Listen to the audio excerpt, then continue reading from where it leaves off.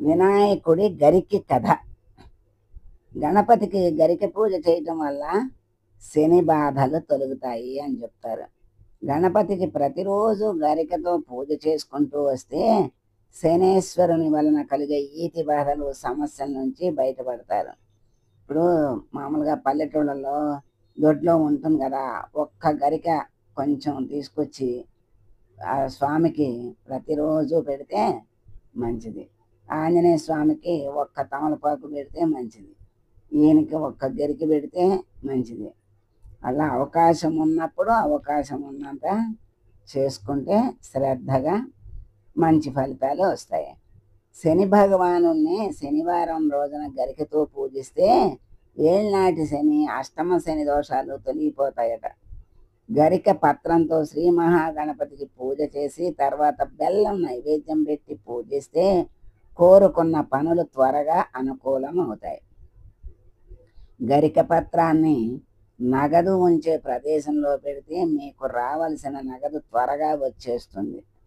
దుర్గాదేవికి గరికతో పూజ చేస్తే రహస్య ప్రార్థనలు ఫలిస్తాయి. గరికను దారంతో కట్టి గణపతికి మాల వేస్తే మీ మనోగతమైన అన్ని రకాల కోరికలు పూర్తిగా నెరవేరుతాయి. గరికతో చేసిన అంజనాన్ని ప్రతిరోజు ధరిస్తే అన్ని పనులు నెరవేరుతాయి. ఇంకా గరిక రసం తాగితే దేహంలోని సమస్త వ్యాధులు నయమవుతాయి. గరిక పూజ యొక్క ప్రత్యేకత తెలుసుకుందాం. వినాయకుడు మనకున్న దేవతలలో అయోనిజుడు, అంటే మామూలుగా పుట్టినటువంటి వాడు కాదు కదా. పార్వతి రూపుదిద్దిన పిండి బొమ్మ. ఆయన జన్మ సహజ ప్రక్రియలో జరగలేదు. ఆయన ఆవిర్భావం కోసం దేవతల అభ్యర్థనలే తప్ప యజ్ఞయాగాలు జరిగిన దాఖలాలు లేవు. అందుకే పార్వతి చేతిలో ప్రాణం పోసుకున్న పిల్లవాడిని లోకం పార్వతీసుతుడు అని పిలుస్తుంది. శివుని చేతిలో మరణం పొంది తిరిగి ఏనుగు తలతో ప్రాణాలు తెచ్చుకున్నాక గజాననుడు అయ్యాడు. శివుడి కుమారుడు కుమారస్వామితో పోటీపడి గణాధిపత్యం దక్కించుకున్నాక గణనాథుడు, గణేశుడు, గణపతి అని పేర్లు తెచ్చుకున్నాడు. పెద్ద పొట్ట ఉన్నందున లంబోదరుడు అంటారు. విఘ్నాలకు అధిపతి అయినందున విఘ్ననాయకుడు అని పేరు తెచ్చుకున్నాడు. ఈ పేరే వినాయకుడిగా మారింది. ఈయనకు 21 రకాల పత్రాలతో పూజ చేసిన వాటన్నిటిలో కంటే అత్యవసరమైనది, అతి ముఖ్యమైనది, వినాయకుడికి ఎంతగానో నచ్చింది దూర్వార పత్రం. దాన్నే తెలుగులో గరిక అంటారు. అంటే దూర్వారం అంటే గరిక అని గుర్తుపెట్టుకోండి.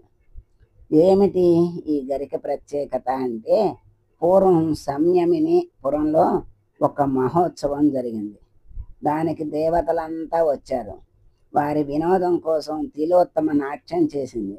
ఆమె అందచందాలు చూసి యముడు మోహించిపోయాడు. అంతా చూస్తుండగా ఆమెను వాటేసుకున్నాడు. ఘోరంగా నవ్వుల పాలు అయ్యాడు. అవమానంతో బయటికి వచ్చిన యముని రేతస్సు భూమి మీద పడి వీర వికృత రూపుడైన అనలాసురుడుగా పుడతాడు. లోకాలన్నీ వాడి అరుపులకు, వాడి నుంచి వెలువడే మంటలకు హాహాకారాలు చేశాయి. దేవతలంతా శ్రీమన్నారాయణుని వద్దకు పరుగు తీశారు. ఆయన వారిని అందరినీ తీసుకుని వినాయకుడి దగ్గరకు వెళ్ళాడు. వినాయకుడు వారికి అభయం ఇచ్చాడు. మంటలు మండుతూ వచ్చే అనలాసురుడిని కొండంతగా పెరిగి మింగేశాడు. ఒకరోజు శివుడు హాలాహలాన్ని మింగేసి దాన్ని కంఠంలోనే నిలుపుకొని కడుపులో ఉన్న లోకాలకు ఎలాంటి హాని జరగకుండా కాపాడినట్టే వినాయకుడు కూడా అనలాసురుడిని కంఠంలోనే నిలిపి ఉంచాడు. ఓపలేని తాపంతో వినాయకుడు దహించుకుపోకుండా ఉండేందుకు, ఆయనను చల్లబరిచేందుకు ఇంద్రుడు చంద్రకళను ఇచ్చాడు. వినాయకుడికి ఫాలచంద్రుడు అన్న పేరైతే వచ్చింది, కానీ ఉపశమనం పూర్తి స్థాయిలో కలగలేదు. బ్రహ్మ సిద్ధి, బుద్ధి అనే కాంతలను బహూకరించాడు. వారిని వాటేసుకుంటే శరీర తాపం తగ్గుతుందని భావించాడు. కానీ ఫలితం పూర్తి స్థాయిలో సిద్ధించలేదు. కానీ ఆయన సిద్ధితో కూడి సిద్ధి వినాయకుడుగా, బుద్ధితో కూడి బుద్ధి వినాయకుడిగా పేరు తెచ్చుకున్నాడు. విష్ణుమూర్తి 2 పద్మాలను అందించాడు. వాటి వల్ల వినాయకుడికి పద్మహస్తుడు అనే పేరు వచ్చిందే తప్ప ఉపశమనం పూర్తి స్థాయిలో రాలేదు. కంఠంలో కలిగిన మంటకు ఉపశమనంగా పామును ధరించిన శివుడు వినాయకుడికి ఇదే చికిత్సగా పనికి వస్తుందన్న ఆలోచనతో ఆదిశేషుణ్ణి ఇచ్చాడు. దాన్ని ఆయన పొట్టకు చుట్టుకున్నాడు. ఇందువల్ల ఆయన వ్యాళభద్రుడనే పేరు పొందాడు, కానీ ఫలితం పూర్తిగా దక్కలేదు. ఆ తర్వాత విషయం తెలిసి అక్కడికి 80,000 మంది ఋషులు అక్కడికి వచ్చారు. 80,000 మంది ఋషులు ఒక్కొక్కరు 21 గరిక పోచల చొప్పున 16,80,000 గరికి పోచలు అందజేశారు. వాటితో ఆయనకి తాప ఉపశమనం కలుగుతుంది. ఇది గ్రహించిన దేవతలు గణపతిని మెప్పించటానికి గరికి పోచలనే వినియోగించేవారు. అదే ఆనవాయితీని కొనసాగిస్తూ మనందరం కూడా గరికి పోచలతో స్వామికి పూజ చేస్తున్నాం. గడ్డి పోచే కదా అని తేలికగా తీసేయకండి. గణేశుని మెప్పించేందుకు అదే గొప్ప సాధనమని మన పెద్దలు చెప్తున్నారు. గరిక వక్రతుండ మహాకాయుడిని ఎలా మెప్పించిందో చెప్పేందుకు ఉదంతం ఉంది. అది చెప్తున్నారు, తెలుసుకుందాం. అది శివపార్వతుల పెళ్లి జరిగే రోజు. పెళ్లికి శివుడు బంధుమిత్ర సపరివార సమేతంగా తరలి వస్తాడని భావించి హిమవంతుడు హడావుడి పడ్డాడు. జనం మెచ్చిన తన అల్లుడు అలా ఇలా వస్తాడా అని అందరి ముందు గొప్పలు చెప్పుకున్నాడు. మంది మార్బలంతో వచ్చే శివుడిని స్వాగత సత్కారాల కోసం ఘనంగా ఏర్పాట్లు చేశాడు. తీరా చూస్తే శివుడు గట్టిగా 10 మంది కూడా వెంట లేకుండా చాలా మామూలుగా వచ్చాడు. 10 మంది ప్రమదలు, ఒక పిల్లవాడు, ఒక ముసలి ఎద్దు, ఇలా బేలగా వచ్చిన శివుని చూసి హిమవంతుడు నీరసపడ్డాడు. ఇలాంటి వాడినా పర్వతరాజ కూతురు పార్వతి పెళ్లి చేసుకుంటోంది అని జనం ఎక్కడ నవ్వుతారో అని తెగ బాధపడిపోయాడు. కడుపులో బాధ ఆపుకోలేక బయటికి అనేశాడు. పెళ్లి కొడుకు హంగు ఆర్భాటం ఇంతేనా? ఎంతమంది వచ్చి పడతారో అని భూమి ఆకాశాలు బద్దలయ్యేలాగా ఏర్పాట్లు చేశాను అన్నాడు. హిమవంతుని మనసులో బాధ అర్థం చేసుకున్న శివుడు, మంది సంగతి ఏముందులే కానీ ఈ పిల్లవాడికి కాస్త తిండి పెట్టించండి, ఇందాకటి నుంచి ఆకలికి ఆగలేక ఆవురావురు అంటున్నాడు అని వినాయకుడిని చూపించాడు. ఈ పిచ్చికంత పిల్లవాడికి ఎంత తిండి కావాలి కనుక ఆ అబ్బాయికి అన్నం పెట్టించండి అని పని వాళ్ళకు పురమాయించాడు. పెళ్లి వాళ్ళ కోసం వండిన అన్నం అంతా తినేశాడు వినాయకుడు. అయినా ఆకలి తీరలేదు. విస్తరి ముందు లేచి వండని కూరలు, బియ్యాలు, ఉప్పులు, పప్పులు అన్నీ ఆరగించేశాడు. అయినా ఆకలి తీరలా. పందిట్లోకి వచ్చి పందిరి పైకప్పుగా పరిచిన తాటాకులు, పందిరికి కట్టిన మామిడి తోరణాలు, ఇలా కంటికి కనిపించిన ప్రతిదీ తినేశాడు. అయినా ఆకలి తీరక ఆకలి ఆకలి అంటూ నానా గోల చేశాడు. దీంతో హిమవంతుడు బెదిరిపోయాడు. బాబోయ్, ఈ పిల్లవాడిని ఎలా తట్టుకోవాలి అని కంగారు పడిపోయాడు. అప్పుడు శివుడు కలగజేసుకుని, ఇంత చిన్న పిల్లవాడికి అన్నం పెట్టలేకపోయావు, ఇంకో 10 మందిని తీసుకొస్తే ఏం చేసేవాడివి అని ప్రశ్నించాడు. తన అహంకారానికి సిగ్గుపడి ముప్పు తప్పే మార్గం చూపించమని వేడుకుంటాడు. ఆయనకి గరికి పోచ పెట్టండి అంటాడు శివుడు. అన్ని తిన్న ఆవురావురన్న వాడికి గడ్డిపోచ ఒక లెక్క అని హిమవంతుడు అనుమానించాడు. అయినా ప్రయత్నిద్దామని శివుడు చెప్పినట్టే చేశాడు. నిజంగానే వినాయకుడు తక్కువ ఆకలి గోల ఆపేశాడు. అప్పటి నుంచి ప్రతి ఒక్కరూ వినాయకుడికి 1 గరికను కానీ 21 గడ్డిపోచలను కానీ ఇచ్చి ప్రసన్నం చేసుకోవటం ప్రారంభించారు. అంత అడవి అల్లరి చేసిన బాలగణపతిని మంత్రం వేసినట్టు గరికిపోచకు ఎలా ఆగిపోయాడు? వెనకటికి సత్యభామ శ్రీకృష్ణుని తూకం వేసేందుకు బారువుల కొద్దీ బంగారాన్ని, ధనేతరాన్ని త్రాసులో వేసి విఫలమైతే రుక్మిణి ఒక్క తులసీదళం వేసి తొలతోసలేదా?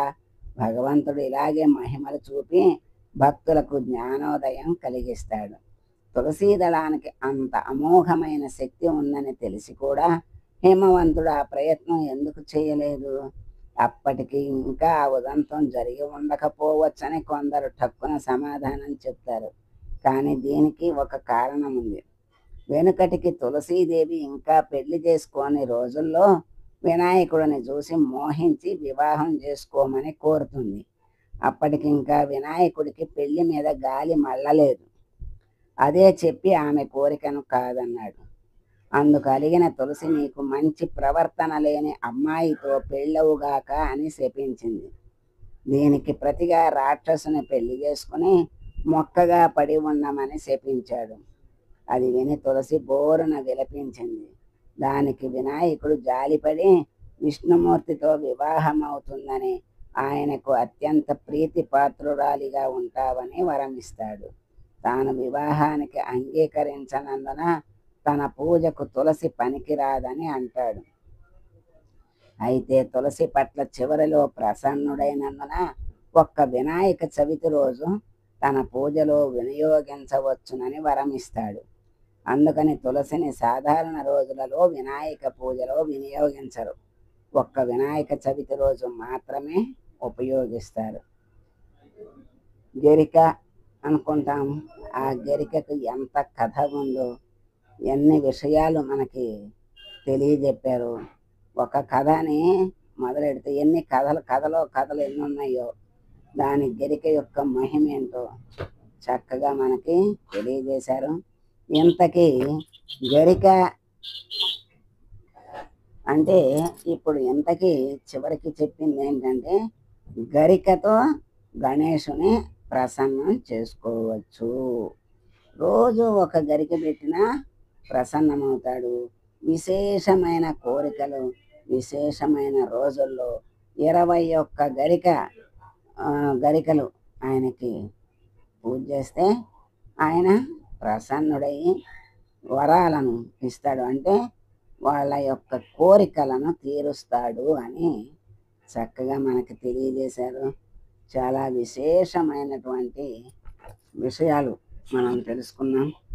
వినాయకుని చవితికి తెలుసుకోలేకపోయినా మరి ఎన్నో ఉంటే, తెలుసుకోలేకపోయినా ముందైనా వెనకైనా ఇలాంటివి మనం తెలుసుకోవాలి. తెలుసుకొని ఆచరించి అనుగ్రహాన్ని పొందాలి. ఓం గణేశాయ నమః. సర్వే జనా సుఖినో భవంతు.